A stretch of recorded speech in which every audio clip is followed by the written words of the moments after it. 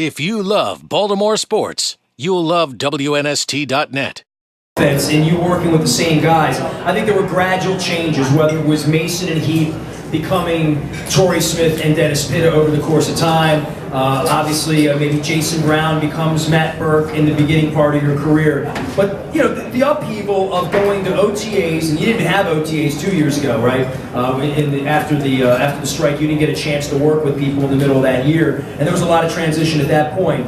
But I think this season, the OTAs you went through, even into training camp, so much has changed. You know, whether it's the emergence of Marlon Brown, or whether it's the loss of Dennis Pitta, whether it's, oh, there's Dallas Clark, there's Brandon Stokely, welcome them in, get to know them. You're playing a real game next week, in the case of Dallas Clark and Stokely. And then the left side of the offensive line as well, where you go to OTAs, you practice with Bryant, with Kelechi. Now, 40% of your offensive line has changed. So I just think there's an expectation level amongst the fan base that I think is wonderful and healthy.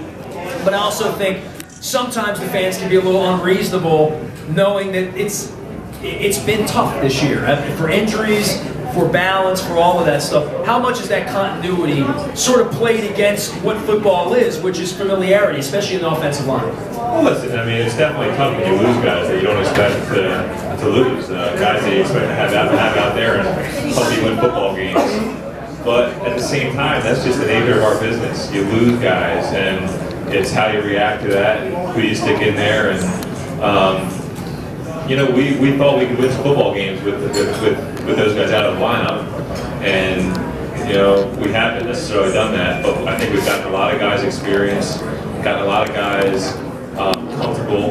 I mean, you know, we never wanted Jacoby to get hurt in week 1, but I forgot about him. You know, but you didn't. But look at Marlon Brown. I mean, I don't know if we discover. I mean, we knew he doesn't get on the field if Jacoby didn't get hurt, right? Exactly. Yeah. You know, we knew he was good, but I mean, he's been able to play so much, and he's a really good receiver. And without the first 8 games of experience that he's got, you know, it would have just delayed that whole process. And now we've gotten that over with. So there's a lot of good things that have come out of this, and hopefully they'll show up in the last 8 weeks of the season. Yeah, it's never ideal. You're always going to lose guys that you think you have, and you're going to have guys that you didn't plan on having, and you got to make it work. And good teams make it work, and we're still in that process.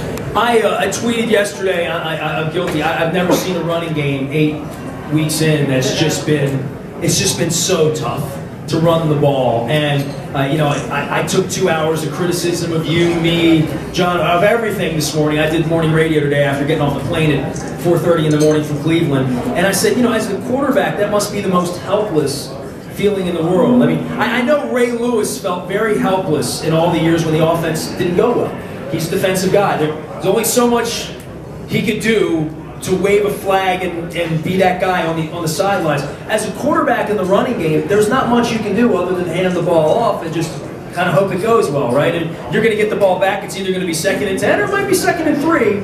We need a little bit more of that, just from what you're seeing in the offensive line in the front. And what allows you to go to bed tonight with hope that it's going to get better? Because that's what I think everybody here wants. Yeah, listen, those guys, man, you're not going to find a harder working group and a tougher group of guys, and a group of guys that just want to get it right, and you can sit in a room and talk to them about it and iron things out. Everybody knows it's not where it wants to be. I mean, even in the past, if we didn't have some good games, I mean, we were getting 3 yards and it was 2nd and 7, not 2nd and 10 or 11, you know? And that's the way it's been right now. We've been fighting an uphill battle, and it's been tough sledding in there. But we got to do some better things in the passing game to you know, get teams out of stacking the box and playing our run like that. We got to be more precise and you know, complete the ball at a higher rate and just be better in all aspects of that and help our run game out. And you know, then we just got to get better. We got to have some better communication, and you know, honestly, it's one guy here, it's one guy there. You know, and it's nothing big, it's nothing major. It's the problems are so fixable.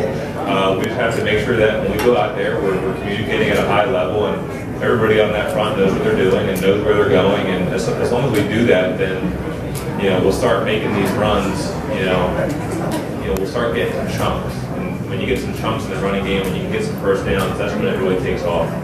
And we just need to clean up the mistakes a little bit, and I think we'll head in that direction. You know, right now we're getting 3 yards maybe when we should be getting 8 yards. And, you know, we're just cutting down on all of our yards per carry just because of one little thing here and one little thing there. It's nothing major. We got a bunch of guys that, you know, we're in there grinding every day and working on it and continuing to do so, and we're going to get better. And, you know, we need to. And, yeah, as a quarterback, listen, you call those plays and you have confidence in everybody up front and in your running backs, and we're going to continue to have that. If you love Baltimore sports, you'll love WNST.net.